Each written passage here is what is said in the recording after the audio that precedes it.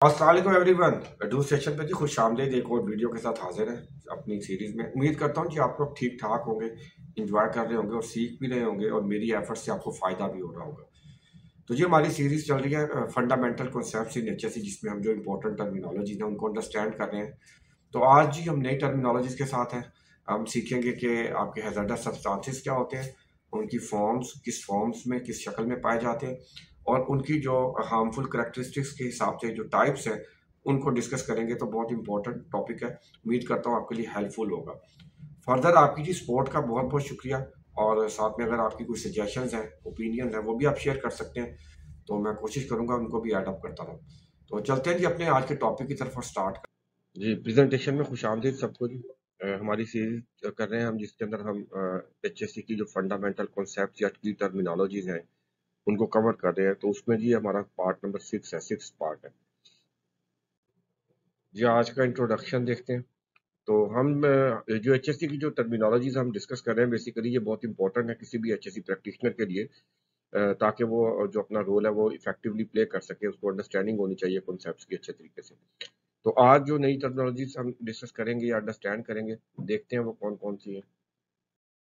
जी आज हमारा जो फोकस होगा वो होगा हैजार्डस सब्सटेंसेस पे। हम अंडरस्टैंड करेंगे ये क्या होते हैं, इनकी डेफिनेशन देखेंगे, एक्सप्लेन करेंगे।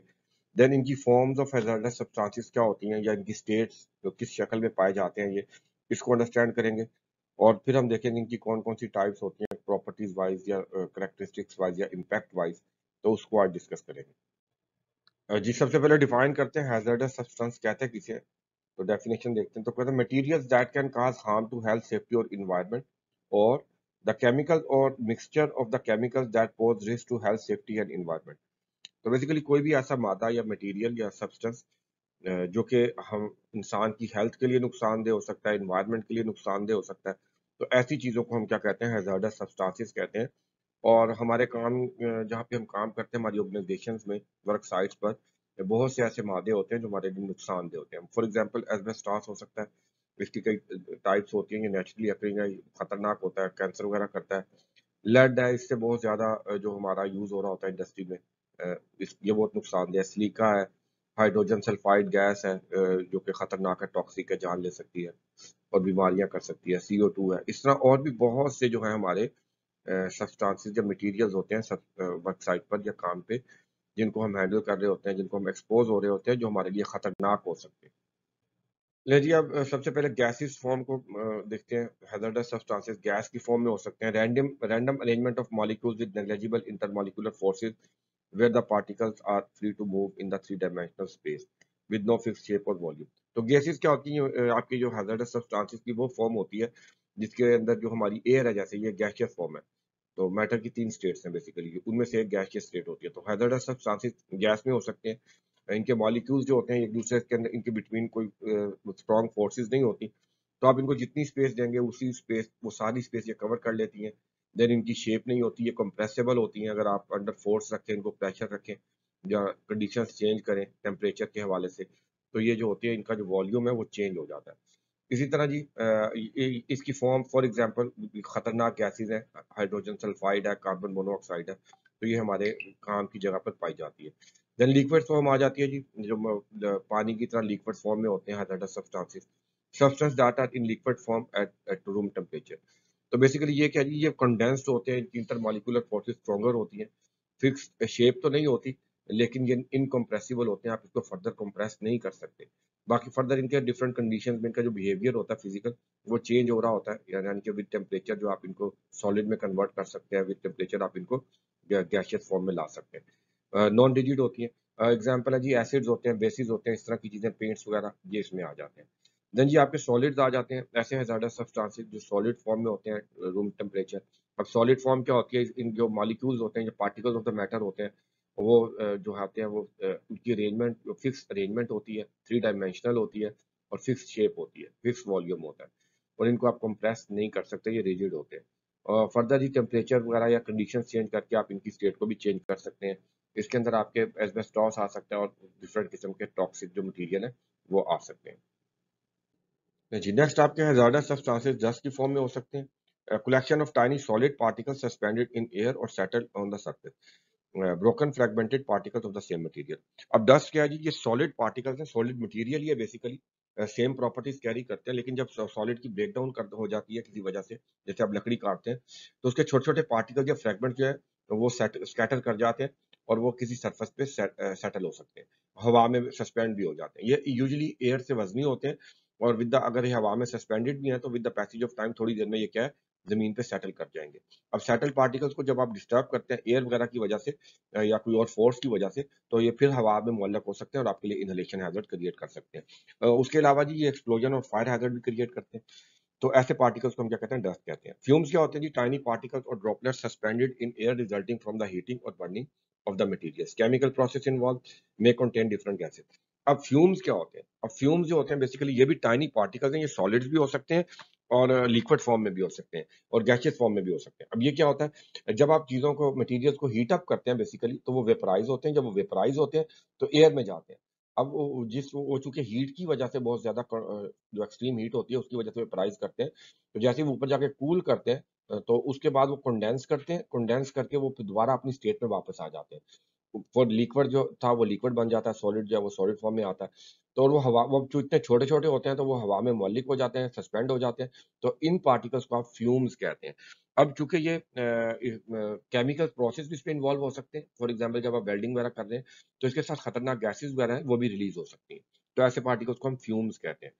देन जी मिस्ट क्या होती है, मिस्ट बेसिकली वाटर ड्रॉपलेट्स हैं जो कि ये आपकी एयर के अंदर सस्पेंड कर जाते हैं। तो ऐसे पार्टिकल्स को हम मिस्ट कहते हैं। अगर वाटर पार्टिकल्स किसी वजह से वेपोरेट करके हवा में जाते हैं, फिर वहाँ कंडेंस होते हैं और दोबारा से फिर ड्रॉ लिक्विड फॉर्म में आते हैं, तो वो छोटे छोटे पार्टिकल्स हवा में जब सस्पेंड कर जाते हैं तो उसको हम क्या कहते हैं, मिस्ट कहते हैं। फॉग इसकी एक एग्जाम्पल है। जी, नेक्स्ट हैज़ार्डस सब्सटेंस की फॉर्म है वो वेपर्स है। इसके अंदर ये आपके लिक्विड्स और जो सॉलिड्स होते हैं, जब आप इनको यूजुअली हीट अप करते हो या इनकी एनवायरनमेंट की जो फिजिकल कंडीशन चेंज होती है, तो ये अपनी फॉर्म से स्टेट से कन्वर्ट करते हैं गैसियस स्टेट में, तो उस स्टेट को हम वेपर कहते हैं। ये इनकी फिजिकल स्टेट चेंज हो जाती है लेकिन केमिकल प्रॉपर्टी सेम रहती है। देन आ जाता है जी आपका smoke, mixture of solid liquid and gaseous compound produce due to the incomplete combustion. अब हमें पता है जी, जब आग कंबस्शन का प्रोसेस हो रहा होता है, फायर हो रही होती है, तो उसमें फ्यूल, ऑक्सीजन और आपकी जो हीट इन्वॉल्व होती है।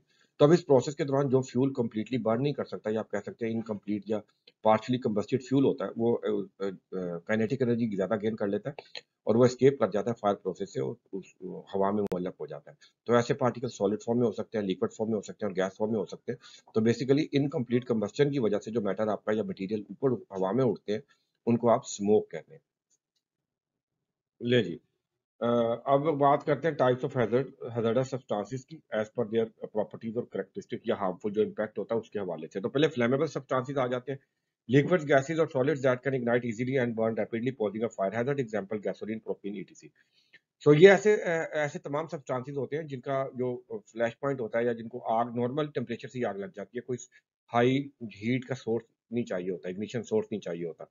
और ये तमाम ये ऐसे सब्सटेंसेस जो कि 30 डिग्री 38 डिग्री सेंटीग्रेड या उससे कम, दिस इज समथिंग 37.8 बेसिकली। तो ये जो ऐसे सब्सटेंसेस होते हैं जो अगर आपका टेम्परेचर 37.8 या 38 तक चला जाए तो इन्हें आग लग जाती है, खुद ही आग पकड़ लेते हैं, तो पकड़ सकते हैं। ये सेल्फ इग्नाइटेबल होते हैं। तो ऐसे सब्सटेंसेस को हम फ्लेमेबल सब्सटेंसेस कहते हैं। उसके बाद ये टॉक्सिक आ जाते हैं, जहरीले मादे, chemicals that can cause harm और death if ingested, inhaled or absorbed through the skin, example pesticide, heavy metals, cyanides। तो ये ऐसे मादे होते हैं जिनको हम जहरीले मादे कहते हैं। बेसिकली जो टॉक्सिक मटेरियल्स होते हैं, केमिकल्स होते हैं, ये आपकी जब बॉडी में जाते हैं तो ये आपके जो इंटरनल ऑर्गन्स होते हैं उनको या तो फिजिकली डिस्ट्रॉय कर देते हैं या उनकी फंक्शनैलिटी जो होती है आमतौर पर उसको डिस्ट्रॉय कर देते हैं, उसके काम करना जो होता है उसे बंद कर देते हैं, और जिससे इंसान की जो इमीडिएटली क्या होता है, मौत वाक़ हो जाती है। देन जी corrosive substances होते हैं, chemicals that can cause burns or damage to living tissues, metal और other materials, example acid। ये ऐसे मादे होते हैं जो आपकी जिस्म या किसी बॉडी पार्ट पे लग जाए तो वहां पर जख्म वगैरह कर देते हैं, जला देते हैं, फौरी तौर पे जो आपकी स्किन होती है उसके साथ केमिकल रिएक्शन कर जाते हैं। देन जी आपके पास रिएक्टिव सब्सटेंसेस आ जाते हैं, chemicals that can undergo violent and uncontrolled chemical reactions, potentially releasing hazardous gases और causing explosion, example explosive oxidizer. जी ऐसे केमिकल्स, अगर दो मुख्तलिफ केमिकल्स को आपस में हम मिलाएं और वो खतरनाक रिएक्शन कर जाए और बहुत वोलाटाइल किस्म का या अनकंट्रोल्ड किस्म का रिएक्शन कर जाए और उससे खतरनाक गैसेज निकलने का या आग लगने का खतरा हो, तो ऐसे गैसेस को हम क्या कहते हैं, रिएक्टिव सब्सटेंसेस। नहीं जी, अब बात करते हैं bio hazards substances. Materials that contain or are contaminated with the pathogens such as bacteria, viruses, or fungi which can cause disease in humans, animals, or plants. Examples, medical waste, etc. तो जी ये basically bio hazard जो होते हैं ये आपके आप कह सकते हैं कि लिविंग ऑर्गेनिजम्स होते हैं, सिंगल सेलुलर हो सकते हैं, मल्टी सेलुलर हो सकते हैं, जो कि बैक्टीरिया वायरसेस की फॉर्म में होते हैं, जो इंसान में इन्फेक्शन और डिफरेंट किस्म की बीमारियां लगा सकते हैं। तो ये भी आपकी जो ऑर्गेनाइजेशंस होती है वहाँ पर डिफरेंट सिनेरियोज में पाए जा सकते हैं। देन जी कार्सिनोजेंस आ जाते हैं, ऐसे सब्सटेंसेस होते हैं जो कि कैंसर करते हैं, chemicals that can cause cancer in humans और एनिमल्स। तो बहुत से मादे ऐसे हैं, मटेरियल्स ऐसे हैं हमारी इंडस्ट्रीज में यूज हो रहे होते हैं, लेड है, मरकरी है, एस्बेस्टोस है। एस्बेस्टोस तो बैन हो गया लेकिन पहले से जो यूज हो चुका है। तो ये क्या कर सकते हैं, ये आपको कैंसर कर सकते हैं और बहुत इस किस्म की बीमारियां कर सकते हैं। देन ये म्यूटेजेंस आ जाते हैं, ऐसे substances chemicals that can cause genetic mutations और damage to DNA, certain pesticides, heavy metals, radiation, ETC. तो ये आपकी जो जेनेटिक्स होती है, ये डीएनए होता है आपका, उसको चेंज करने की सलाहियत रखते हैं। इनकी वजह से आपको मुख्तलिफ किस्म के कैंसर डिजीजेज भी हो सकती हैं और हो सकता है आपको बर्थ इश्यूज आ जाए, स्पेशली जब बर्थ एबनॉर्मेलिटीज होती हैं, तो वो चीज़ें इसकी वजह से म्यूटेशंस की वजह से हो सकती हैं। देन जी आपके इरिटेंट्स होते हैं, ऐसे substances that can cause inflammation, redness और discomfort to the skin, eyes, respiratory tract और other mucous membranes. Example pepper spray, tear gas, ETC. तो ये ऐसे केमिकल्स होते हैं जो अगर आपका फिजिकल कॉन्टैक्ट हो जाए उनसे, या आंखों में चले जाए या बॉडी में चले जाए, तो उसकी वजह से जहां जहां ये टच करेंगे, कॉन्टैक्ट करेंगे, वहां वहां पर इरिटेशन, खारिश की तरह या जलन, इस तरह की चीजें पैदा कर सकते हैं। इनको हम इरिटेंट्स कहते हैं। ले जी, अब बात करते हैं जी सेंसिटाइजर्स क्या होते हैं। Sensitizer substances that can cause allergies, allergic reactions और sensitization leading to immune system responses, allergy, respiratory issues. Basically ये ऐसे सब्सटेंसेस होते हैं जो आपको, अगर आप उनको एक्सपोज होते हैं, तो आपको ये एलर्जीज करवा सकते हैं, और ये पर्सन टू पर्सन वेरी करता है। हर शख्स की जो ससेप्टिबिलिटी होती है अगेंस्ट एनी केमिकल्स और हैजर्डस सब्सटेंसेस, वो डिफरेंट होती है। कुछ लोग बड़े स्ट्रॉन्ग होते हैं, उनके इम्यून सिस्टम भी बहुत स्ट्रॉन्ग होते हैं, उनको कुछ छोटे मोटे केमिकल कुछ कहते नहीं है। लेकिन कुछ ऐसे होते हैं जिनको पेट्रोल वगैरह या खाली डस्ट होती है, उनसे एलर्जी हो जाती है। अब ये जो सेंसिटाइजर होते हैं, अगर आप इसको एक्सपोज हो जाए और ये आपके साथ रिएक्शन करवा दें, एलर्जिक रिएक्शन करवा दें, या आपको किसी चीज से एलर्जी करवा दें, तो फिर काफी अरसे तक क्या होता है कि आप दोबारा इसको जब एक्सपोज होंगे, तो इमीडिएटली जो उसके इम्पैक्ट्स होते हैं या कंडीशंस होती है, वो फिर से ले आएगा ये। फॉर एग्जांपल, वर्कर को डस्ट हैजर्ड हो गई, नजला, जुकाम, बुखार, इस तरह की चीजें, आंखों में पानी आना, तो ये चीजें शुरू हो जाती हैं, या उल्टियां आना, इस तरह के सीरियस मसाइल भी हो जाते हैं। तो फिर क्या है जी, वो केयर करता है, इसको अवॉइड करता है, फिर ठीक हो जाता है, लेकिन दोबारा फिर कभी एक्सपोज होगा तो फिर से कंडीशंस दोबारा आने का चांसेस होते हैं। तो ऐसी चीजों को हम क्या कहते हैं, सेंसिटाइजर्स कहते हैं, जो आपकी सेंसिटिविटी होती है उसको इफेक्ट करते हैं। देन जी आपके एनवायरमेंटल हैजर्ड होते हैं, substances that can harm the environment including air, water and soil pollution. तो ऐसे सब्सटेंसेस और पोल्यूशन जो कि आपके एनवायरनमेंट को इम्पैक्ट कर सकते हैं, हार्म कर सकते हैं, नुकसान कर सकते हैं, उनको हम एनवायरमेंटल हैजर्ड कहते हैं। देन जी आ जाते हैं एस्फाइजिएंट्स आ जाते हैं, the substances that can displace oxygen in the air leading to suffocation. तो ऐसे मादे या ऐसी गैसेस जो ऑक्सीजन, जो आपकी एयर की ऑक्सीजन है उसको कम कर दें या खत्म कर दें, उनको एस्फाइजिएंट्स कहते हैं। फॉर एग्जांपल कार्बन मोनोऑक्साइड है, आप जैसे इसको रिलीज करेंगे एयर में, तो ये फौरी तौर पे जो एयर की ऑक्सीजन है उसको कंज्यूम करके खुद को कार्बन डाइऑक्साइड में कन्वर्ट कर लेगी, और आपके लिए ऑक्सीजन की कमी जो है वो कर देगी। देन जी नारकोटिक्स आ जाते हैं, substances that can cause drowsiness, disorientation and unconsciousness, इस तरह की चीजें। बेसिकली इनको आप कह सकते हैं नशा आवर अद्वियात या चीजें, तो ये चीजें नारकोटिक्स में आ जाती है। और इनकी जो सबसे बड़ी बड़ा जो इनका हैजर्ड है, तो ये एडिक्शन की तरफ ले जाती हैं, आप इसके एडिक्ट हो जाते हैं। अगर आप इसका कंटिन्यूस यूज करेंगे, तो फिर जो आप इसके एडिक्ट हो जाते हैं, और आपके लिए इनसे फिर जान छुड़ाना क्या हो जाता है, मुश्किल हो जाता है। ले जी, अब हमने अपने टॉपिक को कवर कर लिया, अब कंक्लूड करते हैं। तो हमने हैज़ार्डस सब्सटेंसेस देखा, ये ऐसे मटेरियल होते हैं जो हमारे हेल्थ के लिए और एनवायरनमेंट के लिए डेंजरस होते हैं। मामूली नुकसान से लेके बहुत सीरियस नुकसान, जान डेथ तक करवा सकते हैं ये। देन जी इनके डिफरेंट फॉर्म्स फिजिकल स्टेट में पाए जाते हैं, solid, liquid, gases, dust, vapours, fume, उनकी चंद मिसालें हैं। देन जो उनके इफेक्ट्स होते हैं वो नॉर्मल से लेके जो बड़े सीरियस इफेक्ट्स हो सकते हैं, कैंसर करवा सकते हैं, डेथ करवा सकते हैं, आपका डीएनए या इस तरह के सीरियस इश्यूज करवा सकते हैं। तो ये सारी चीजें इनके अंदर पाई जाती हैं। जी, ये हमारा आज का टॉपिक था जो हमने कवर कर लिया। उम्मीद करता हूँ जी आपके लिए हेल्पफुल होगा। मैं जो एफर्ट्स कर रहा हूँ आपके लिए बेनिफिशियल है, हेल्पफुल है। कोई सजेशन है, कोई फीडबैक है, आप मेरे साथ शेयर कर सकते हैं। आपके देखने का बहुत शुक्रिया, आपकी सपोर्ट का बहुत शुक्रिया। तो जी अगली वीडियो तक मिलते हैं, अगली वीडियो में फिर दोबारा से। तब तक जी अपना ख्याल रखें, बहुत बहुत सीखते रहें। तब तक जी अल्लाह हाफ़िज़।